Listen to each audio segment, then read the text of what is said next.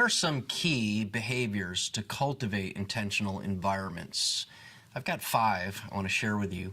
All of them start with T, hoping that that'll help you remember. There are 5 T's to cultivate intentional environments. Number 1 is telling. It's a telling behavior. This means we clearly articulate from the front of the room the why we do what we do. I learned this firsthand when a woman responded to my guest follow-up email with relief, and she said to me, "I'm so glad that when I read your email that you weren't writing to ask me why I didn't give on Sunday. I saw your name in my inbox and I was panicked thinking, I know why he's writing me. He saw that I didn't give on Sunday. And when I realized you weren't asking that, I was so relieved." So she apologizes in the email for not giving on Sunday morning in the service. She said, "I saw people putting money in the baskets, but I didn't know how much it cost, so please forgive me." That week, we started clearly articulating in our church services on a Sunday why we have people who are putting money in a basket each Sunday. It would have never occurred to us that there are people attending our services who are unchurched people who have no idea why people are putting money in a basket, but they assume that there's a cost to being there. So she apologizes and says, "I didn't know how much it cost, so I didn't give." And from that day on, we started to clearly articulate, why are we giving? Other explanations might be needed in a local church. Think of this. If you are an expressively Pentecostal church, in your services, you may clearly articulate from the platform, from the front, why you or why people are hearing people praying and singing in a foreign language on a Sunday morning in public.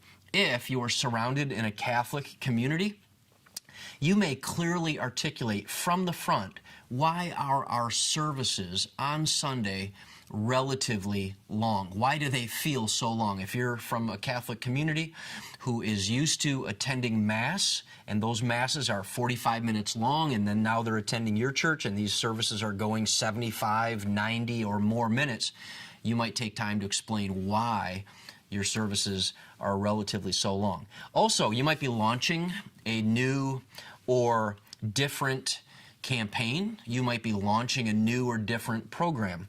You might clearly articulate why we are investing so much time and why we are investing so much energy on this new initiative.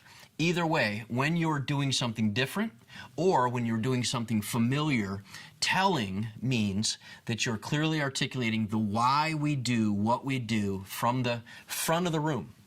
Now, if you're going to be successful, it would require that you are constantly communicating how what is happening or going to happen contributes to the mission and vision. How is it that what we're doing is going to contribute to what we see and what we envision or what we have devoted ourselves to in the mission?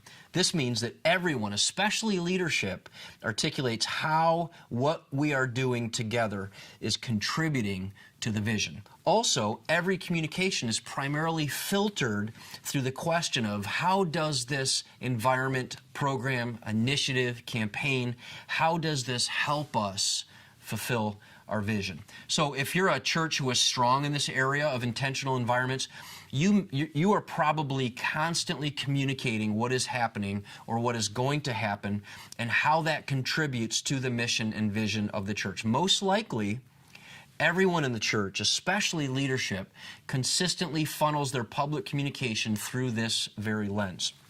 It enables them to provide clarity when describing the why behind the what. Everyone, especially the leaders, is always funneling their communications through answering this question, why are we doing this? Why are we doing what we're doing? If you want to, for example, take announcements and really boost up the impact of your announcements. If you do announcements in the church service, whether it's video or whether it's live, and you want to boost your announcements to go from informational to inspirational, you may consider this. An information announcement sounds like this. There's a women's dinner. It is the last Sunday of every month. It's at 6 o'clock, and it's at Sister Sandra's home. Bring a dish to pass. That would be considered an information announcement. With a small change in the way that this announcement is made, it goes from information to inspiration and helps you communicate from the front why we're doing what we're doing. It might sound like this. It's the same announcement, but it might sound like this. We're doing a women's dinner where we intentionally get beyond the Sunday service friendliness and we go below the surface into everyday friendships. Let me say that again. We're having a women's dinner, and here's what we're going to do. We're going to go intentionally. We're going to get beyond Sunday services and the Sunday service friendliness, and we're going to go below the surface into everyday friendships and building everyday friendships. Then you add the information, and you might say, see the postcard on your seat for more information. But what you've done is you've described, we're having dinner. Sure, that's what we're doing.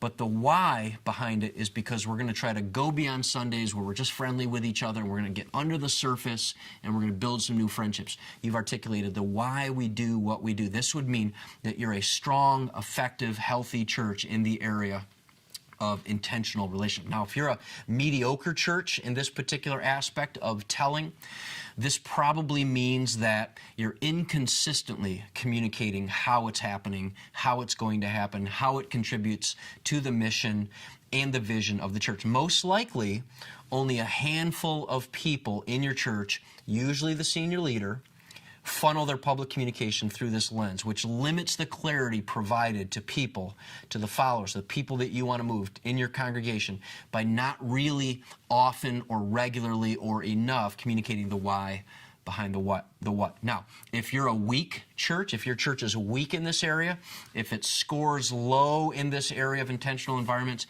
it's probably because your church rarely communicates how what is happening or going to happen actually contributes to the mission or the vision of the church. Most likely, nobody outside of your senior leadership ever funnels their public communication through this lens, which will create confusion and misalignment in your congregation and create what I would call, again, is vision collision. People start to get their own picture of what this event or environment or this program, initiative, campaign looks like, but because they haven't been told from the front why we're doing it, it's different from what the leadership actually envisions. So that's one of the behaviors that will help you cultivate intentional environments.